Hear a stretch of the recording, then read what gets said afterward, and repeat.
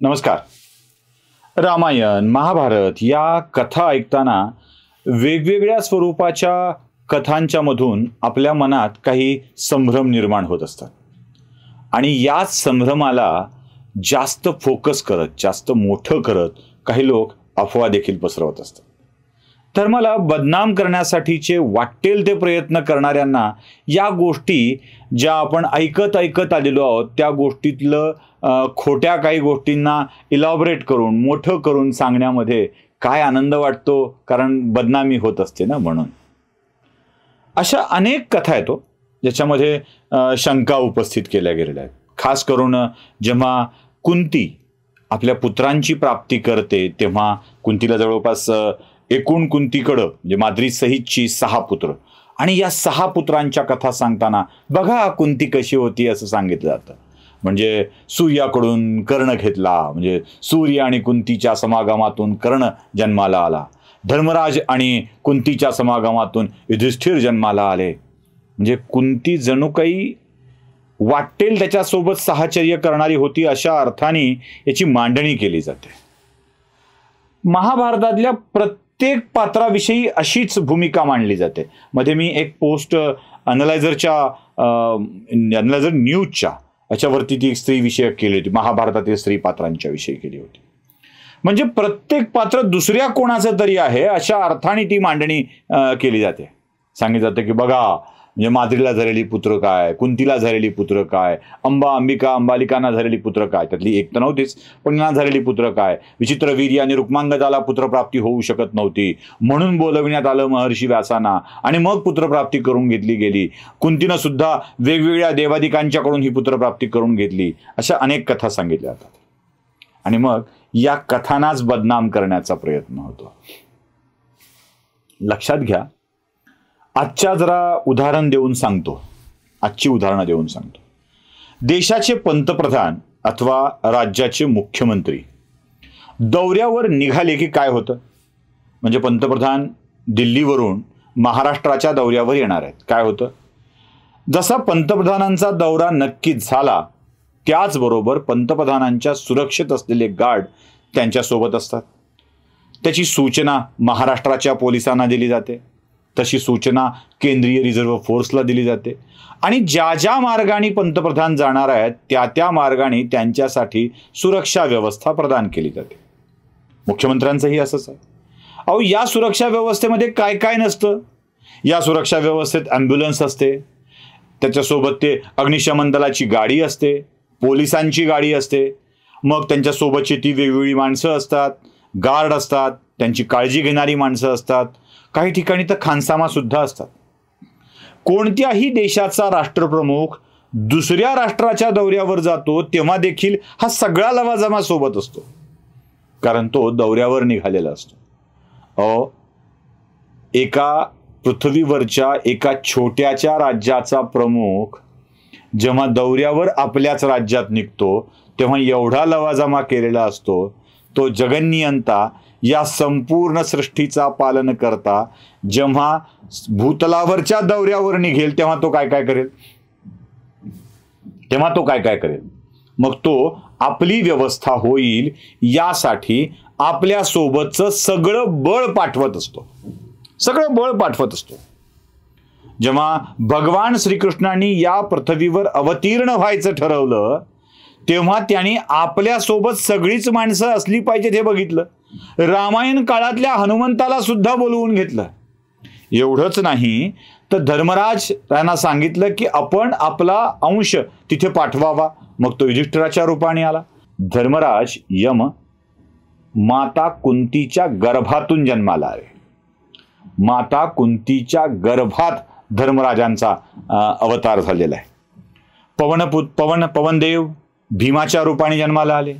प्रत्येकाने आपला अंश दिलाय. इंद्राणी अर्जुनाच्या रूपाने जन्म घेतलाय. सगळेच पाहिजेत ना, सगळे युद्ध पाहिजेत. अश्विनी कुमारांनी ॲम्ब्युलन्स असते ना, अश्विनी कुमारांनी नकुल सहदेवाच्या रूपाने माद्रीच्या उदरातून जन्म घेतलाय.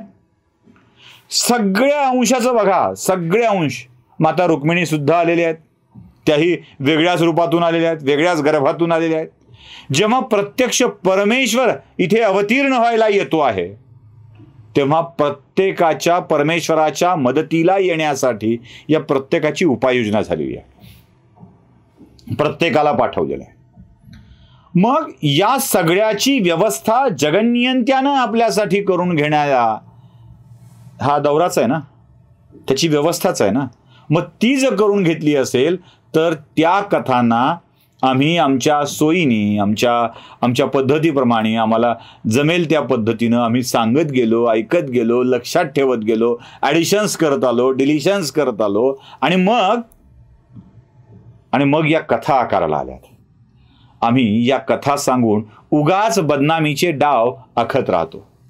प्रभू रामचंद्र या पृथ्वीवर यायला निघाले आणि काय काय झालं बघा. प्रभू रामचंद्रांनी यायचं ठरवल्याबरोबर शेषनागाला सांगितलं की बाबा, भगवान विष्णूने सांगितलं बाबा मी जातोय, इथे तुझं ठीक आहे रे, क्षीरसागरामध्ये मी तुझ्यावर पहुडलेलो आहे, आराम करतोय, तू माझी काळजी घेतोयस, इथे माता लक्ष्मी आहे माझे पाय दाबायला, तुझ्या बेडवरती मी छान झोपलेलो आहे, तिथे कोण घेणार माझी काळजी. आणि कोणाला माहित आहे कसं करायचं असतं ते. प्रोटोकॉल पाळला गेला पाहिजे ना, प्रोटोकॉल पाळणं महत्वाचं आहे. नियम असतात कसं काय करायचं आहे.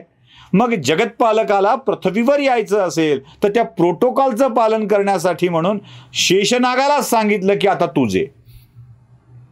आणि प्रभूच्या पाठोपाठ त्याच कुळामध्ये शेषनागाने जन्म घेतला आणि लक्ष्मणाच्या रूपाने प्रभूची सेवा करत राहिले. पुढच्या अवतारात याच शेषनागाने प्रभूचा मोठा भाऊ म्हणून जन्म घेतला आणि त्यांचे रक्षण करत राहिले, काळजी घेत राहिले. भगवान बलरामाने कशी सेवा केली आहे हे सगळ्या जगाला चांगल्या पद्धतीने ठाऊक आहे. इकडे पवनपुत्र म्हणून भीम जन्माला आले तर तिकडे पवनपुत्र म्हणून, पवनाचा अंश म्हणून हनुमान जन्माला आले, ज्यांनी ईश्वराची सेवा केलेली आहे. आपला सगळा प्रोटोकॉल, सगळ्या गोष्टी ते घेऊन आलेत. अहो एवढंच काय, माता लक्ष्मीला आदिशक्तीला सुद्धा वेगवेगळ्या रूपात यावं लागलंय. दुसरी बायको नाही केली ऍडजस्टमेंट म्हणून, चलो ये नाही तो वो नाही तो ये, असं नाही केलं. माता लक्ष्मीलाच पाठवलं. इथे तर फार छान आहे. प्रभू आकाश आहेत, विष्णू आकाश आहे आणि माता धरती आहे. बघा, विदेही राजा जनकाला माता सीता कुठून सापडावी? माता सीता कुठून सापडावी तर धरणीच्या गर्भातून माता सीतेचा जन्म झालाय. विदेही राज जनकाला सीतेचा शोध, सीतेची प्राप्ती, महालक्ष्मीची प्राप्ती, देवीची प्राप्ती महालात नाही झाली, युद्धभूमीवर नाही झाली, ऐशोआरामात नाही झाली. जेव्हा विदेही राजा जनक आपल्याच शेतीमध्ये मेहनत घेत होता तेव्हा त्याला सीता प्राप्त झाली, जानकी प्राप्त झाली. जमिनीच्या गर्भातून, या भूगर्भातून आलेली सीता प्रभूसाठी आलेली होती आणि तिथे मेहनत करताना, नांगर धरताना ती प्राप्त झाली. प्रभूंची ही व्यवस्थाच मोठी अफाट आणि अचाट आहे. त्याचं आपल्याला खरं तर कळणंच आवश्यक आहे, समजून घेणं आवश्यक आहे. काय आहे हो, शिव्या घालताना खूप सोपं असतं, शंका उपस्थित करणं खूप सोपं असतं. शंकासुरांच्या मनामध्ये नाना तऱ्हेच्या शंका येत असतात आणि या सगळ्या शंकांचं निरसन करत बसायला ते एवढे मोठे नाही आहेत की आपण उगाच त्या शंकांचं निरसन करत जावं. काही एक गरज नाही आहे. फक्त वस्तुस्थिती काय आहे ते तुम्हाला मी सांगतोय. हा प्रोटोकॉल प्रभू इथे आणतात, प्रोटोकॉल आणतात आणि हाच प्रोटोकॉल पाळला गेला आहे.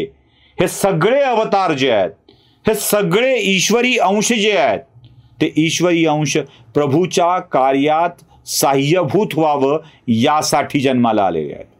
चांगलं काम अधिक सुकर व्हावं यासाठी जन्माला आलेले आहेत आणि म्हणून त्यांची वेगवेगळी व्यवस्था केलेली आहे. आपण जे म्हणतो ना की हे याच्याकडून ते त्याच्याकडून, तसं नाही आहे. तो त्यांचा अंश त्या गर्भातून जन्माला आलाय हेच लक्षात घेणं आवश्यक आहे. ज्या दिवशी हे सत्य समजेल ना की ईश्वरी कार्यात सर्व शक्ती एकवटून सहकार्य करायला येतात, त्या दिवशी त्या ईश्वरी कार्यासमोर आपण नतमस्तक होतो. जय जय रामकृष्ण.